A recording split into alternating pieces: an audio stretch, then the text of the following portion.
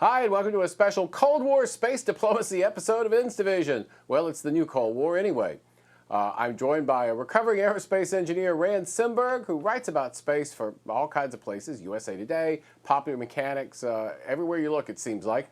And he's the author of a new book, Safe is Not an Option, about how too much attention to safety in space is holding us back. Welcome, Rand. Glad to be here. So there are 3 Russians, 2 Americans, and a Japanese on board the space station right now. And the U.S. government, not just NASA, but including NASA, has suspended all other space cooperation with the Russians over events in the Ukraine. Is the space station at risk? No. Some people would like, for political reasons, make people think that it is, but that's really not the problem. And in fact, this shutting off relations with the Russians on space stuff is pretty much a farce and a sham, because it really doesn't apply to much of anything. Because they can do waivers for anything they want. There were talks about, well, they won't have Coast Bar meetings or whatever, but that's probably going to happen. So it was really just, I don't know if you want to call it a feint or just making a statement. But it really has nothing to do with what's actually going to happen. To me, and the reason is that, this stuff's been going on for 40 years. We've been cooperating with the Soviets and now the Russians in space, going all the way back to the Apollo-Soyuz test project back in '75. And that was in not the height of the Cold War, but things are still pretty cool at that time. It was very chilly. But the whole point of cooperation was part of détente. So I don't see this actually having any effect on that. And it's not like either side can take over the ISS, because it's like conjoined twins. They can't be separated without killing them, because the Russians have some critical parts and the Americans have some critical, and I should say, the American partners have some critical parts, and they can't operate without each other. Yeah, so what this has done is draw more attention to the fact that right now we can't operate with humans in space unless we get a ride from the Russians. How do we wind up in this situation? Yeah, that's the real problem, not the ISS itself, but the fact that we don't have our own access to it. And we wound up in this situation with a continuing series of policy blunders, really starting, I guess you could say, with the Vision for Space Exploration back 10 years ago. In the Bush administration, where they made the decision that they were going to end the shuttle program in 2010, and they were going to develop a new vehicle they called the Crew Exploration Vehicle, but they didn't expect that to be ready until 2014, so they knew at that time that there was going to be a gap of at that time, 3 or 4 years, that we would have no American means of getting into space, getting humans into space. And then in 2009, that program kind of morphed into what they call Constellation with Orion and the Ares rocket. And by the time Obama came into office, the program was a mess. It was slipping more than a year per year. It was costing billions of dollars more than anybody anticipated. It wasn't going to be available till 2017 at best, if everything went right, and nothing had been going right. And they put together the Augustine panel, who came out with some recommendations. And as a result of all that, in 2010, 1 year after Obama took office, they basically canceled that program, and they said the way to get unreliant on the Russians, the way to get rid of Soyuz is to accelerate this commercial crew program. That we'd already had this commercial cargo program, which has been very successful. SpaceX is supposed to launch on Friday if the weather's right. They just had a delay because they had a little technical glitch. They were supposed to go up on Monday, I think. But they want to, extend that into carrying crew on commercial vehicles. But Congress has refused to adequately fund it.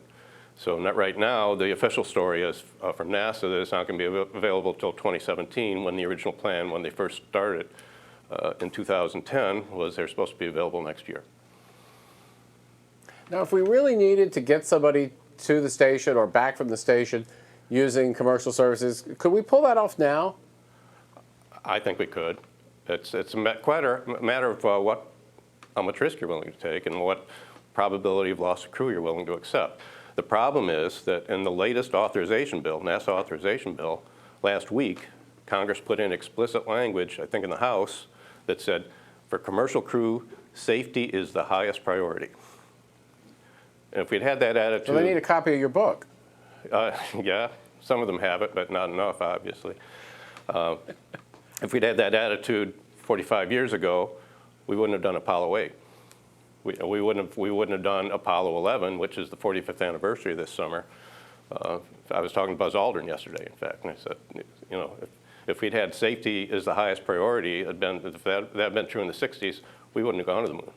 Because they didn't, Buzz and Neil didn't think, they thought maybe they had a 50-50 shot of getting there and back. So NASA Administrator Bolden kind of went off on a rant against Congress the other day. What was that about? It was sort of about this, but it was really, he was trying to pressure them to adequately fund commercial crew. He wasn't, and the way he went about it was to say, well, if Soyuz fails and commercial crew fails, and I don't know what commercial crew failing looks like, I don't know what that means. Then we'll have to, and you know, not if Soyuz fails, but if we lose the capability to use Soyuz, if the Russians cut us off, and we don't have commercial crew, then we'll have to abandon the ISS. And if we abandon the ISS, there's no point in building the Space Launch System or Orion and doing this beyond Earth orbit stuff because we can't do beyond Earth orbit without ISS. Now, I don't buy any of that, but that's his current storyline to try to persuade them to adequately fund commercial crew.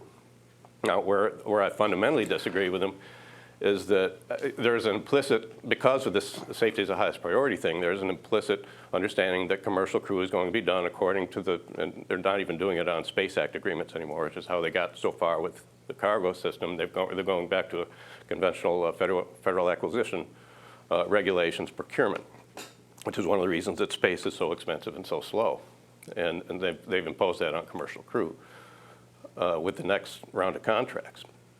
But basically what they're saying is we're doing everything by the book. We're doing, you know, they're going to have the CDR, the critical, in fact, they're having critical design review, I think, this week or next in Hawthorne for SpaceX and the Dragon. But they're doing everything the very slow, careful, methodical, expensive NASA way.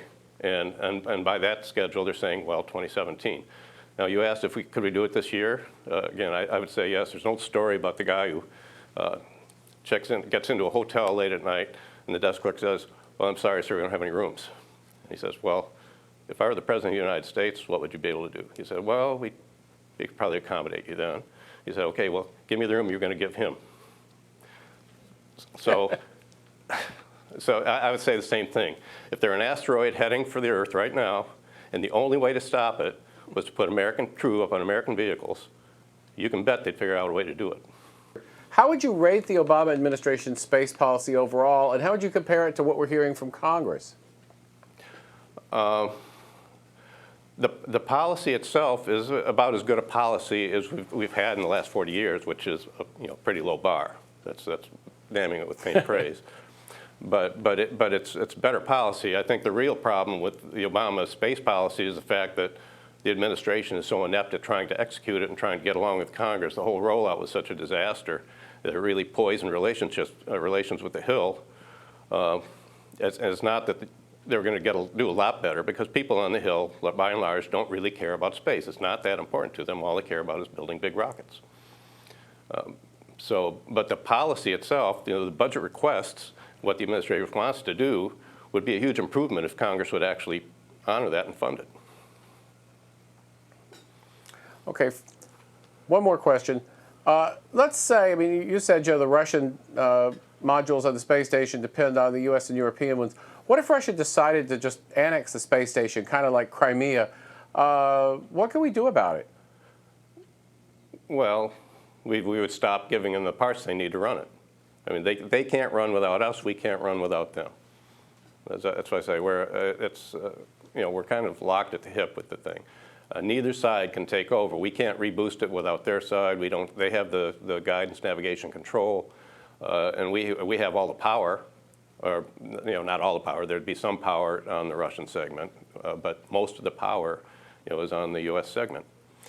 So I guess in theory, and then the other question is, how would they do that? How do you go about taking over a space station? I don't think there's a gun locker up there. I don't know if there's going to be a mutiny or something like that. It's not clear what that looks like.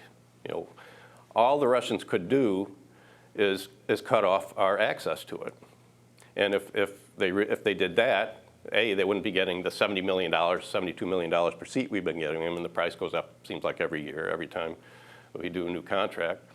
And it's space is a matter of national pride for Russia. I just don't see them doing that.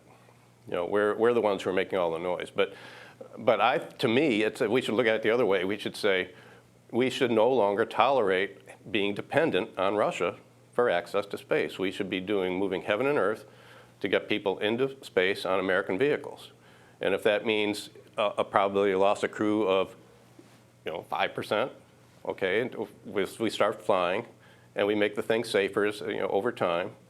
But we should not be making safety the highest priority, because that says everything else, so foreign relations, the Non-Proliferation Act that we have to keep waiving every time we do business with Russia for these rides. All that stuff, all that foreign policy, that takes lower priority than the risk of killing an astronaut. And these are astronauts who signed up to take risks. That's part of an astronaut's job. So the whole thing just seems crazy to me, and that's really what the whole book is about. Well, thanks so much for taking the time to talk with us about it. I hope more people on Capitol Hill read and, even more important, understand your book before they take more action. I hope so too. As I say, I'm trying to raise money to get some copies to people on the Hill. And that was Rand Simburg. He's a recovering aerospace engineer who writes for Popular Mechanics, USA Today, and a host of other publications. And he's the author of a new book on how we pay too much attention to safety in space. Safe is not an option. Well, I'm glad this mission succeeded, at least with no loss of life. And we'll be back in the near future here on InstaVision. In the meantime, have fun on the internet. Thanks.